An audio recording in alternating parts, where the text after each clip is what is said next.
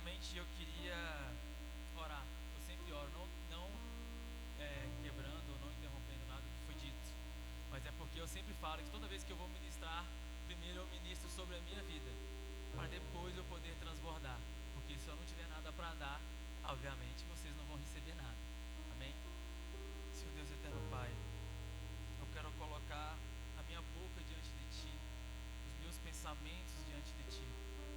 Assim como meu coração se abriu nos últimos dias, eu quero que o coração e a mente da Tua igreja se abram, e que eles estejam preparados e prontos para receber, que eles possam entender o que vem dos céus, que eles possam entender que não é nada de mim, e que eles possam entender e que nós possamos entender o que o Senhor quer falar através da Tua palavra. Amém? Em nome de Jesus. Eu queria que vocês abrissem a Bíblia de vocês em Tessalonicenses 5:23. Glória a Deus. Pode sentar, pode se sentar, por favor.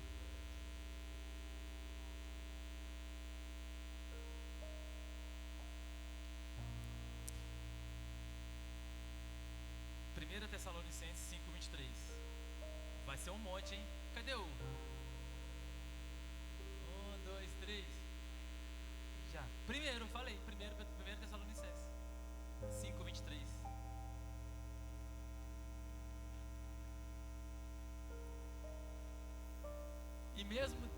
E o mesmo Deus de paz vos santifique em tudo, e todo o vosso espírito e alma e corpo, e sejam plenamente conservados irrepreensíveis para a vinda de nosso Senhor Jesus. Provérbios 24, 5 e 6. Vocês vão entender o contexto disso. Está todo mundo comigo? Vocês estão prontos? Provérbios 24, 5 e 6. O homem sábio é forte, e o homem de conhecimento consolida a força.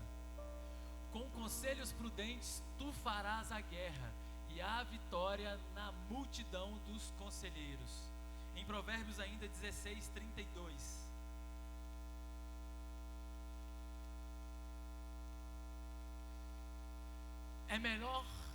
Melhor é o que tarda, o que tem paciência. Melhor é o que tarda em irar-se do que o poderoso, e o que controla seu ânimo do que aquele que toma uma cidade. Tem algumas versões que é melhor ter paciência do que ser herói de guerra. O que domina o seu espírito é melhor do que conquista uma cidade. Em Provérbios ainda, Provérbios 25, 28, por favor.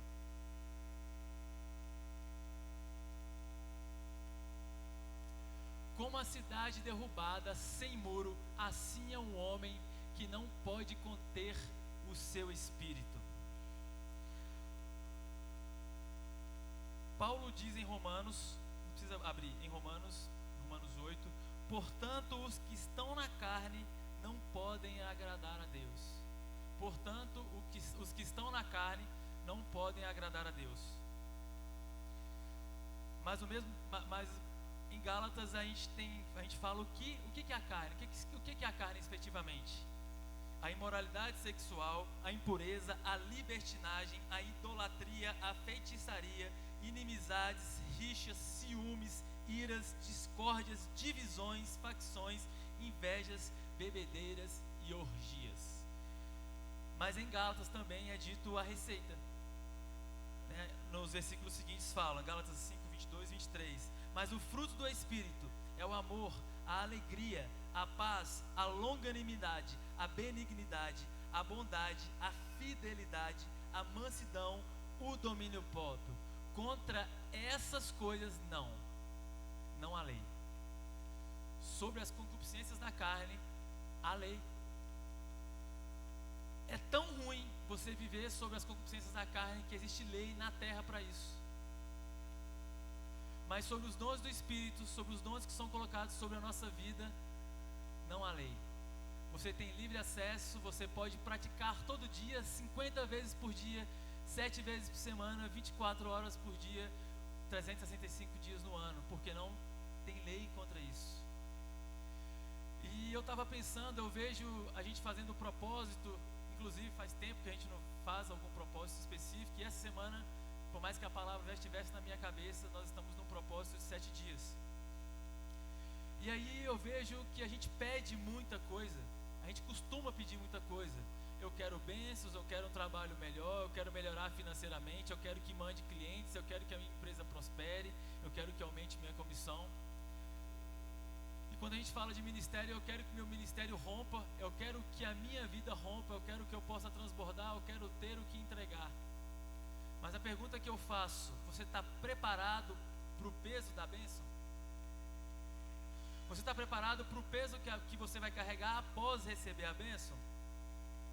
Eu queria dizer para você que nós não aguentamos ser abençoados. Vocês escutaram? Nós não aguentamos ser abençoados. O que eu quero dizer com isso? Quando eu venho trazer um cenário sobre quem é sábio é forte e aquele que tem conhecimento consolida sua força, eu estou falando sobre autoconhecimento. Se a gente não consegue governar a nós mesmos, se você não consegue governar o seu interior, é impossível você mudar o seu ambiente. Então, quando eu falo que é melhor ter paciência do que ser herói de guerra, o que domina o seu espírito é melhor do que conquista uma cidade. Você pode ter tudo pela força do teu braço, a gente pode conquistar tudo pela força do nosso braço, mas isso não quer dizer nada. Eu vou falar aqui agora e vou falar algumas vezes durante a pregação. Uma bênção é uma bênção, mas uma bênção que é prometida fora de época, ela é desperdício. Uma bênção que te foi prometida e você força o recebimento dela antes que você esteja preparado, ela é desperdício.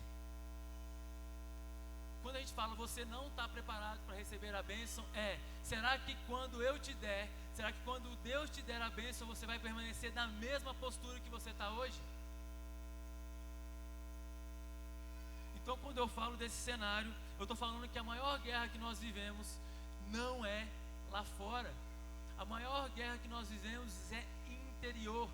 Se eu não consigo controlar os meus pensamentos, os meus sentimentos, quando ninguém me vê, quando eu estou em casa, eu não consigo movimentar nada na minha vida. Você pode até conquistar, mas isso será passageiro, será firmado na areia. Então, a palavra de Deus fala que se tudo que se deve guardar, guarda o teu coração, porque dele são as fontes de vida. Onde está o teu coração? Onde está a sua prioridade? O que você tem priorizado ultimamente?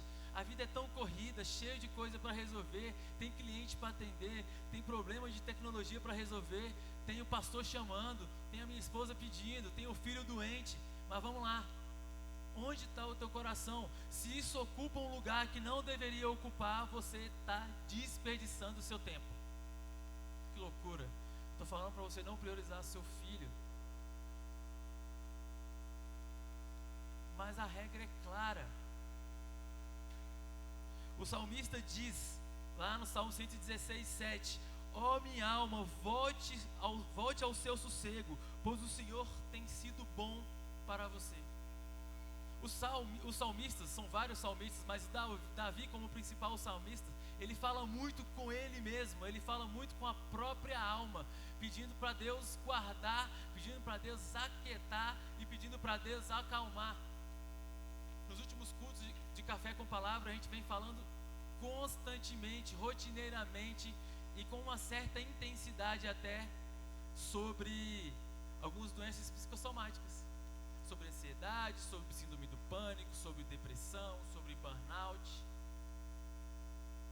E é impressionante como todo mundo teve algum episódio. Eu não estou desfazendo disso, até porque eu já fui o cara que falei muito mal. Meus funcionários me davam atestado por causa de ansiedade. Eu falava, tá, pra cima de mim não vai rolar não. Até eu ter.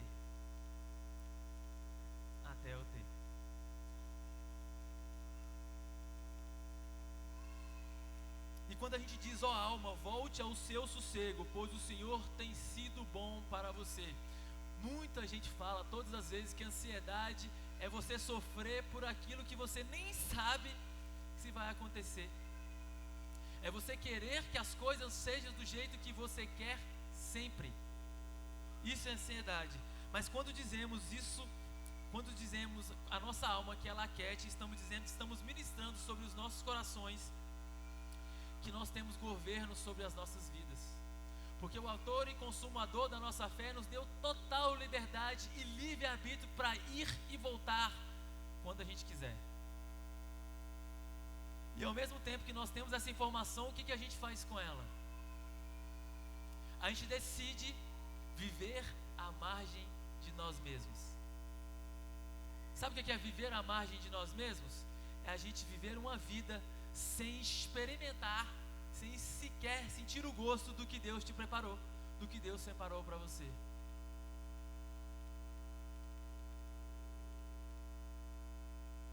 Em Salmos 42:5, Davi fala: por que está abatida a minha alma? Por que se perturba dentro de mim? Espere em Deus, pois ainda eu louvarei.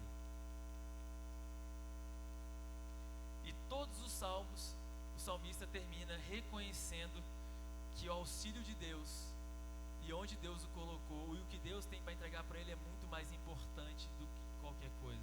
Músico adora salmo, porque salmo tudo é música.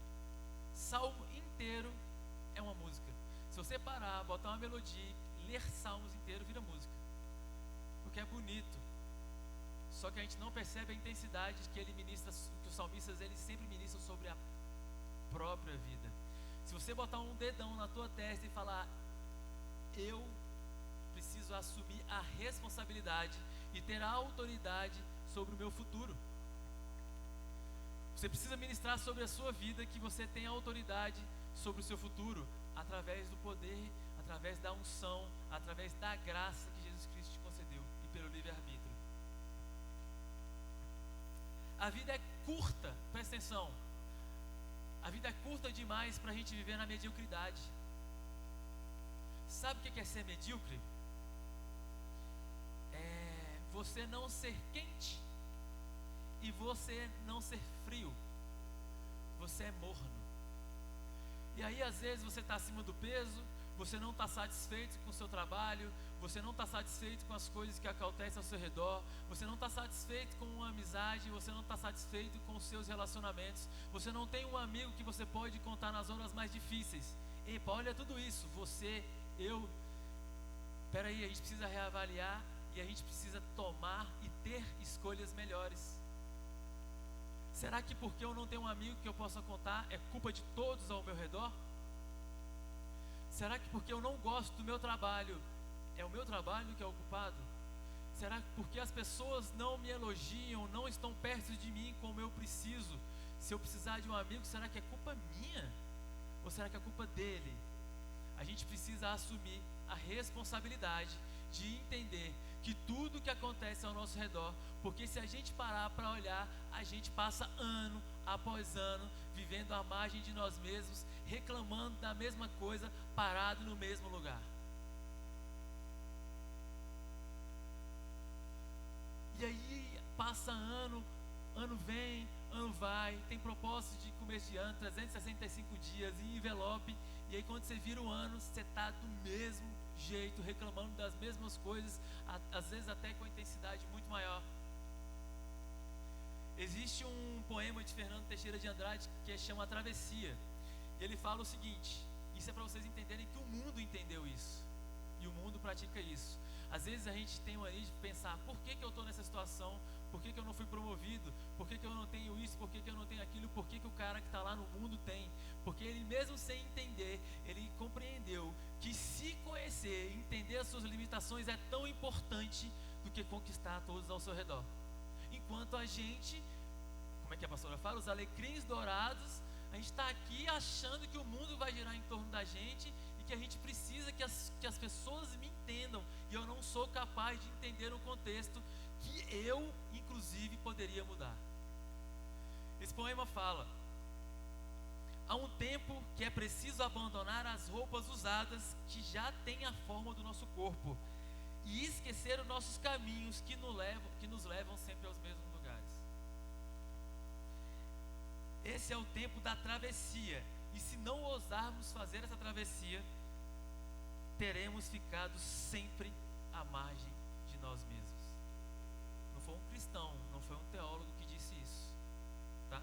Foi um dos escritores e um dos poetas mais conceituados do mundo, em português. Mas aí, ao mesmo tempo, quando a gente vai em Efésios 4, 22 e 24, fala: quanto à maneira antiga de viver, vocês foram instruídos a deixar de lado a velha natureza, que se corrompe segundo os desejos enganosos, a deixar renovar no espírito do entendimento no entendimento de vocês, e se revestir da nova natureza, criada segundo Deus, em justiça e retidão, procedentes da verdade. Colossenses 3, 9, 10 diz: não mintam uns aos outros, uma vez que vocês despiram da velha natureza com as suas práticas, e se revestira da nova natureza, que se renova para o pleno conhecimento segundo a imagem daquele que criou. A Bíblia traz a mesma receita que o mundo está pregando através de uma poesia. E quando a gente fala de roupas usadas, a gente está falando de identidade, de hábitos, de traumas, de rejeição. E isso tem te paralisado. Quando a gente fala de novos caminhos, a gente fala que a gente está querendo mudança, fazendo as mesmas coisas. Quando a gente fala de travessia, a gente está falando de decisão, de coragem, de transformação. E quando a gente fala à margem de nós mesmos, vou repetir: viver sem alcançar aquilo que Deus nos criou para ser. Essa parte eu escutei do JB Carvalho. Ele fala o seguinte: a gente tem duas inscrições mais importantes na nossa vida: o dia do nosso nascimento e o dia do nosso falecimento. Na nossa lápide vai ter nascido em, um traço, e falecido em. Esse hiato, esse traço entre o nascimento e o falecimento, é você que vai decidir se você vai viver dentro da mediocridade ou se você vai buscar estratégias eficientes, estratégias emocionais, estratégias espirituais. Veja bem, a vida é muito curta para viver na mediocridade. A vida é uma só, e nós passamos parte dela, ou se não toda ela, reclamando, murmurando, querendo que as coisas aconteçam do nosso jeito. Eu vou repetir: você não está preparado para receber a bênção, porque se você receber a bênção com esse pensamento, queridão, a porta da rua com certeza vai ser o seu caminho, porque dificilmente eu vou te ver de volta aqui.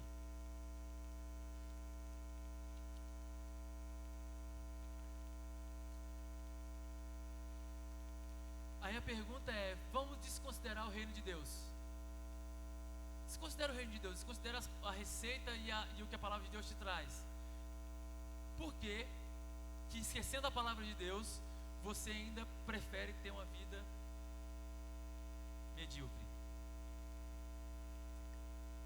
Porque todas as vezes que eu sento com o Diego, ele fala: pô, eu vou sair daquele lugar, eu vou melhorar a minha vida, aquilo ali está me tirando algumas etapas que eu poderia estar vivendo. Toda vez que eu falo com a Sueli é porque eu queria fechar um contrato com uma empresa muito grande, porque eu queria que a empresa rompesse, porque eu queria comprar a nossa casa. Toda vez que eu falo com o Daniel e com a Elana, toda vez que eu falo com o Samuel, que está ali, transita entre carreira e vai carreira, toda vez que eu falo com a Bruna, existe uma vontade imensa, uma vontade latente de mudança. Cara, mas o que você está fazendo para isso? O que você está fazendo para isso? Às vezes é preciso você ser demitido de algum lugar para você saculejar e falar: ei, irmão, agora o bicho vai pegar, porque agora você está demitido, você não tem dinheiro mais não. Às vezes é preciso você perder alguém, às vezes é preciso Deus tocar onde está o seu coração. Se é o seu filho, se é a sua casa, se é a sua empresa, eu não sei.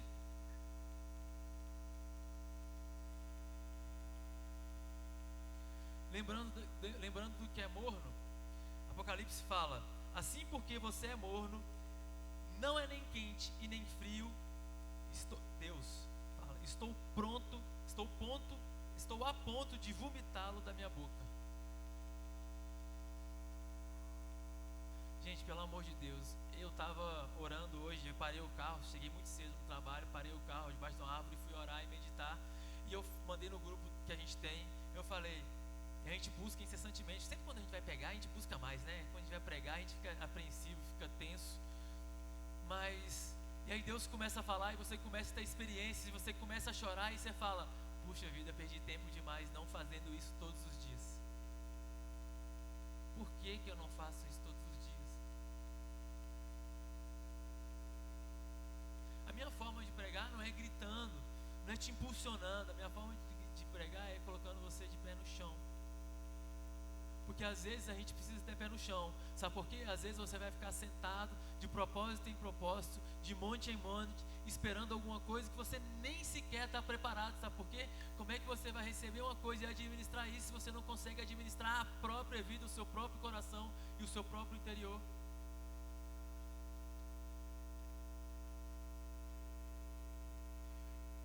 Isso tudo eu estou falando de autoconhecimento, autodesenvolvimento. A gente aprende isso no consultório de psicologia. A gente, quando faz terapia, o que a gente faz? Se conhece. Às vezes eu chego para a Sueli e falo, isso está errado, isso. Mas precisou ela ir lá na terapia, escutar da Carla que não está certo. Estou dando o exemplo da Sueli porque eu posso. Mas, fica a dica aí. Mas vocês entendem? O mundo fala que santo de casa não faz milagre.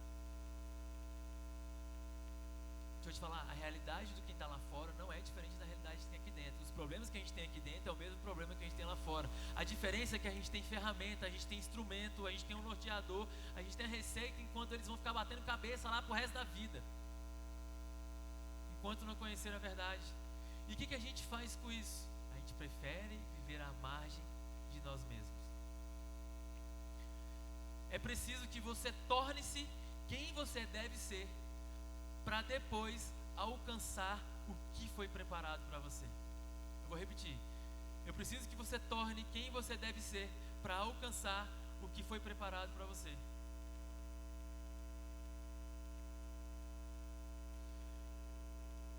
Somos presos em eventos da nossa vida, fomos presos em abusos, em rejeições, em atritos familiares, em falecimentos, em perdas, em falência, em tudo isso. E isso vai te paralisando e você não vai entendendo. Enquanto você não entendeu como isso te atrapalha, enquanto você não tratar isso, seja através de um gabinete, seja através de uma psicologia, ou seja através de joelho no chão, você não vai romper.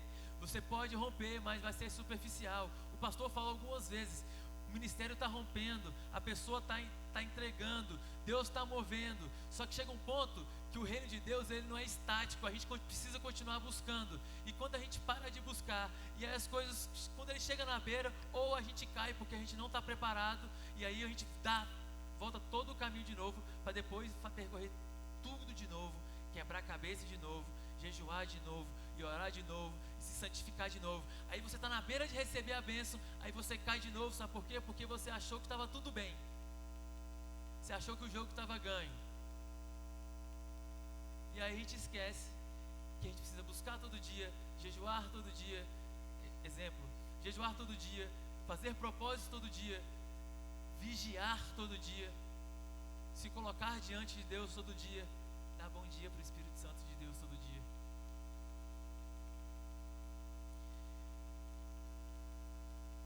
Deus tem pensamentos de paz, seus planos são perfeitos.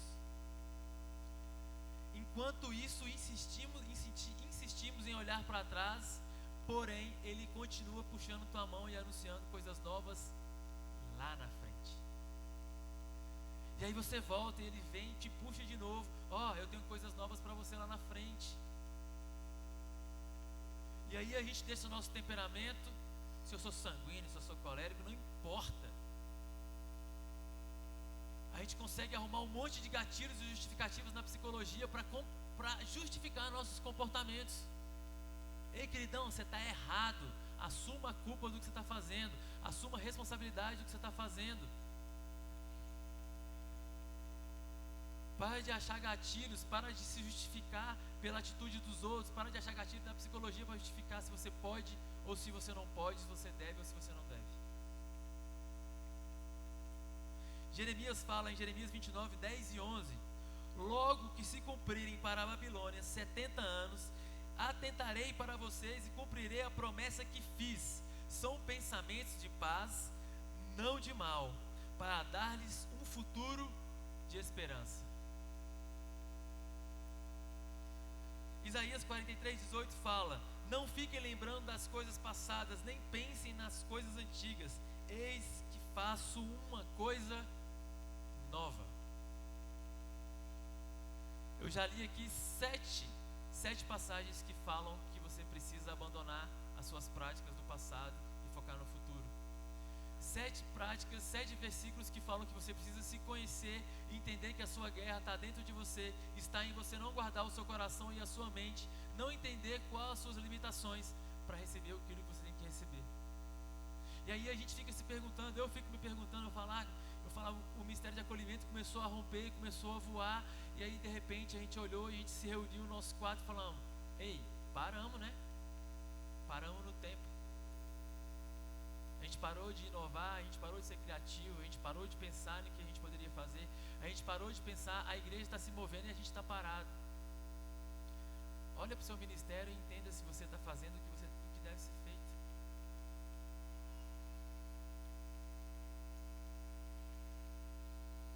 Ter planos e entender o que Deus tem para você não significa que você deve pular o processo. Quando você se conhece e você entende onde Deus quer te colocar, quer dizer que o processo faz parte. Deus prometeu o futuro para o povo do Egito, mas foram 40 anos até entrar na terra prometida. E mesmo assim, Moisés, com sabedoria e tendo entendimento dos céus, já adiantou. Ele já se preocupou e falou: depois que eles entrarem na terra prometida, depois de 40 anos, já pensando nos novos israelitas, depois de 40 anos, quando eles crescerem o gado, quando eles crescerem, multiplicarem o pão, quando eles multiplicarem o ouro, quando eles multiplicarem a prata, será que eles permanecerão fiéis a mim? Será que eles vão lembrar que foi eu que fiz e que eles não fizeram com a força do próprio braço? Talvez não. Mas só para lembrar. E Moisés trouxe isso. E o que aconteceu? As pessoas esqueceram. Que para chegar lá foram 40 anos. Todos os dias Deus entregava o maná. Todos os dias Deus trazia água. Todos os dias Deus tinha uma nuvem direcionando. Todos os dias era uma dependência absoluta de Deus. E depois que toda a luta passa, a gente bonitão chega e esquece do processo e cai. E esmorece. Muitas pessoas vieram falar comigo achando que eu estou com algum problema, que eu estou preocupado, se eu estou bem com a Suelen, se eu estou bem no trabalho, porque eu simplesmente mudei o meu comportamento.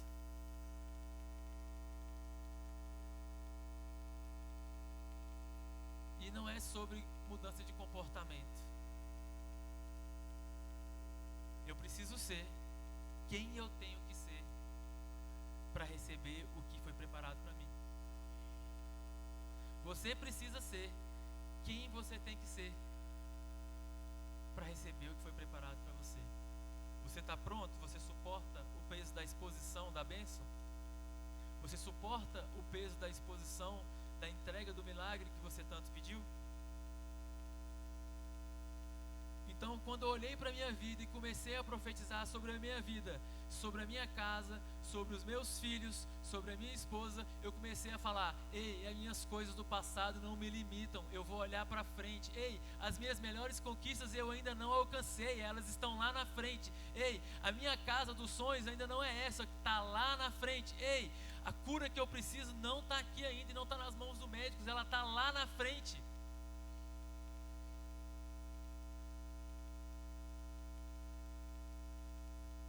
As crises de ansiedade que você teve, os julgamentos que você teve, os problemas que você passou com seus filhos,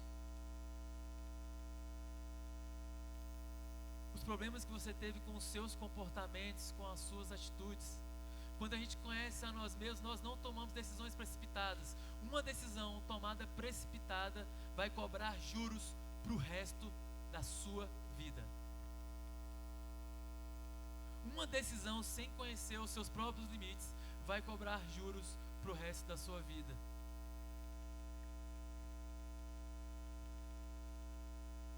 Lili, nada do que você fez, nada do que você acha que fez, nada do que as pessoas dizem que você faz, que você fez, não te definem. Não mesmo, não te definem. Nayara, todas as vezes que você conversou com a gente, todas as vezes que você expôs aqui na frente de todo mundo sobre o seu passado, sobre o que você já fez, sobre tentar tirar a sua própria vida, isso não te define. Você é muito maior do que isso, mas a gente tem um problema que atrapalha a gente todos os dias. Nós nos importamos como as pessoas nos veem e esquecemos que o que importa é como Deus nos vê.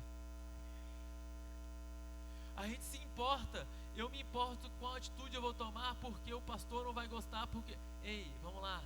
Se essa atitude estiver alinhada com o céu, não tem como um pastor não gostar. Se essa atitude estiver alinhada com o reino, não tem como o seu irmão não gostar. Alguém está na carne, ou é você, ou é ele. Mas se você está alinhado com o reino, não é você.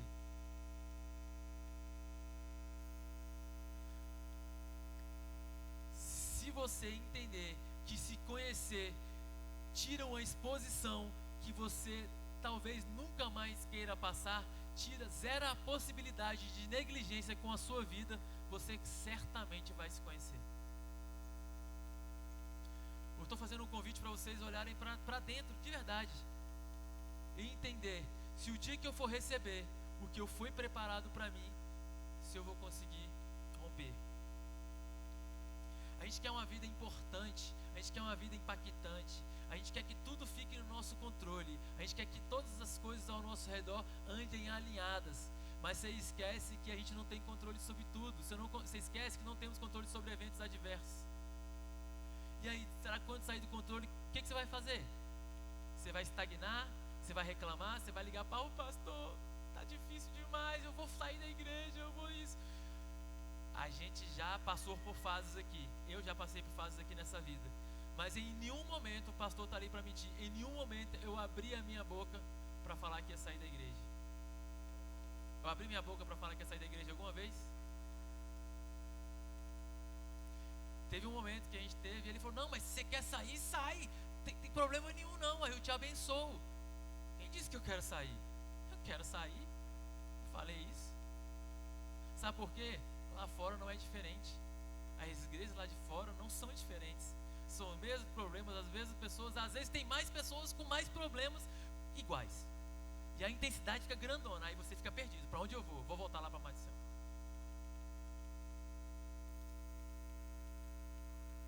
É assim que funcionam as coisas. É preciso entender, e eu dei um treinamento hoje, é preciso entender por que nós não estamos preparados para receber a bênção. Sabe por quê? Porque o que você vai receber nunca vai exceder à medida que você vai buscar. Olha que loucura. O que você tem para receber, o sucesso que você quer ter, a bênção que você quer atingir, nunca vai exceder a intensidade que você tem para buscar. Se você busca pouco, você vai receber? Se você planta pouco, você vai recolher? É simples assim. Então não adianta você ficar preparado de braços abertos esperando a genkidama e vai vir um poderzinho desse tamanho. Vai vir uma bençãozinha desse tamanho. Valoriza, mas não fica chateado porque você não recebeu, porque a bênção não vai vir pelo que você faz. A bênção vai vir pela pessoa, pelo ministério, sobre a pessoa que você se tornou, e não pelo que você faz. Não é sobre as suas obras que você será salvo, é sobre o que você se tornou.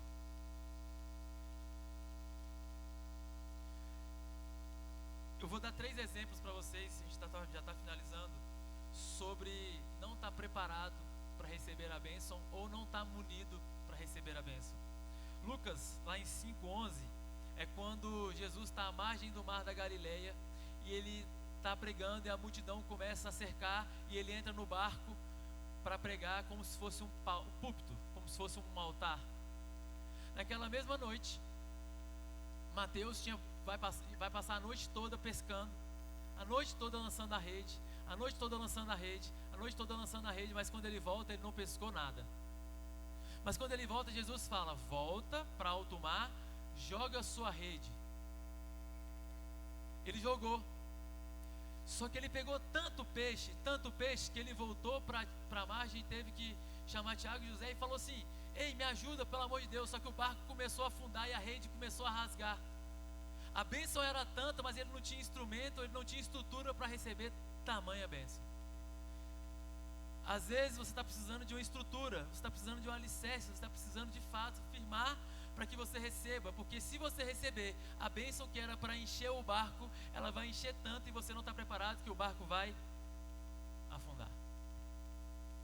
Quando a gente olha em Crônicas para o rei Uzias foi o rei mais novo, ele começou a governar com 16 anos e ele governou por 52 anos. Enquanto ele orava, enquanto ele buscava, enquanto ele tinha referência, ele evoluía, ele crescia e ele prosperava. Só que um certo dia o seu coração subiu e ele se exaltou, ele não o exaltou e ele caiu. Enquanto ele buscava, o rei Uzias era próspero.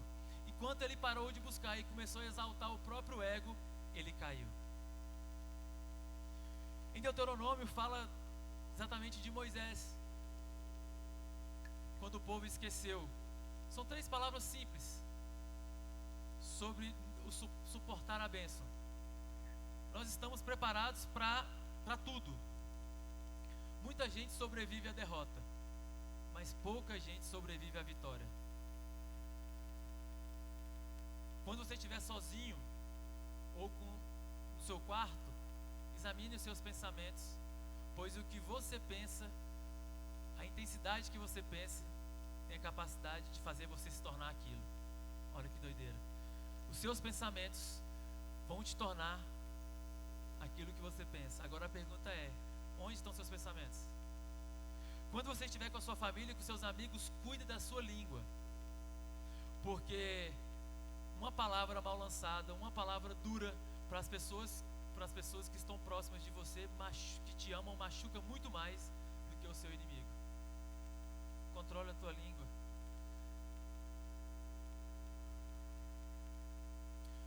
Quando você for desrespeitado, cuide do seu temperamento. Porque quem consegue ou o que consegue te tirar do sério, te controla. Controlem o seu temperamento, porque quem consegue e o que consegue te tirar do sério, vai te controlar. Tudo que te tira do centro da vontade do reino, te controla. Ai, desculpa, meu amigo, você é marionete. Se você não tem domínio próprio, o próprio JB fala, você tem um demônio próprio. É simples assim. Se você não tem domínio próprio, você tem um demônio próprio. Porque o que você alimenta cresce. E o que não provém do céu, qual é o oposto? Quando tudo der errado, cuide das emoções. Decisões tomadas em desespero cobram juros para o resto da vida. E por último, quando Deus te abençoar, cuide do teu ego. Porque a derrota te deixa alerta, mas a vitória te deixa cego.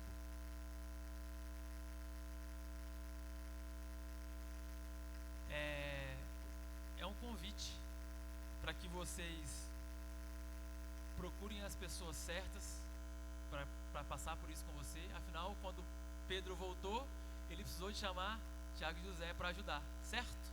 A puxar a rede. Quem é o seu Tiago? Quem é o seu José?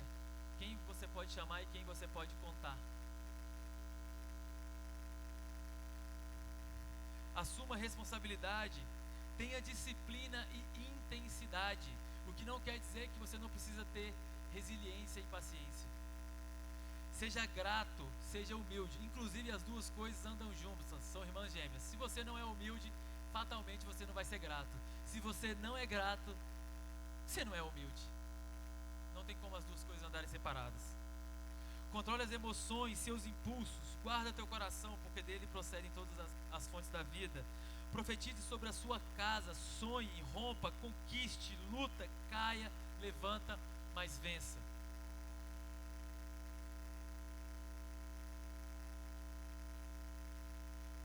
O mundo está aí em movimento. E por isso permanecer vivo espiritualmente exige transformação contínua. As conquistas externas são importantes, mas o autodesenvolvimento deve vir primeiro. A vida é o intervalo entre o nascimento e a morte. Cada pessoa decide como usará o seu percurso. A imagem mais plena que Deus possui ao nosso respeito está presa ao passado.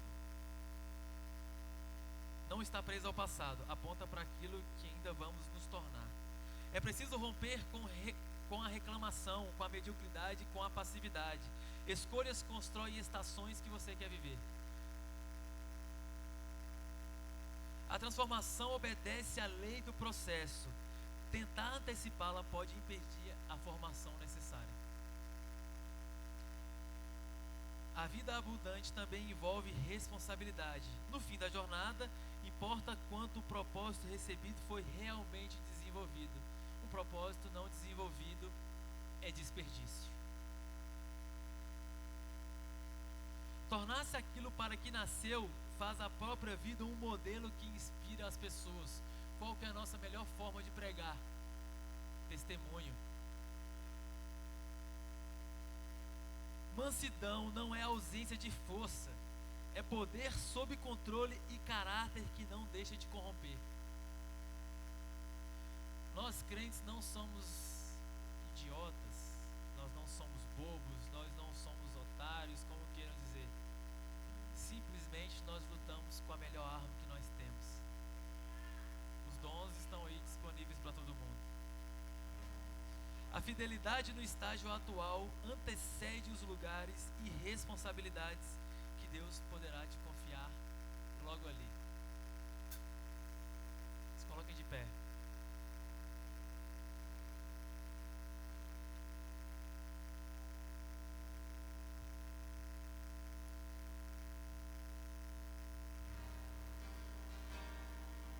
Que Deus possa entrar de forma diferente no seu interior, que Ele não vai arrombar, Ele não vai meter o pé na porta. Você precisa deixar Ele entrar. E aí, deixar Ele entrar e entender que você se controlar, você entender que o seu autoconhecimento é você estar exposto. Tem um ditado que diz: quanto mais o macaco sobe na árvore, mais ele mostra o traseiro.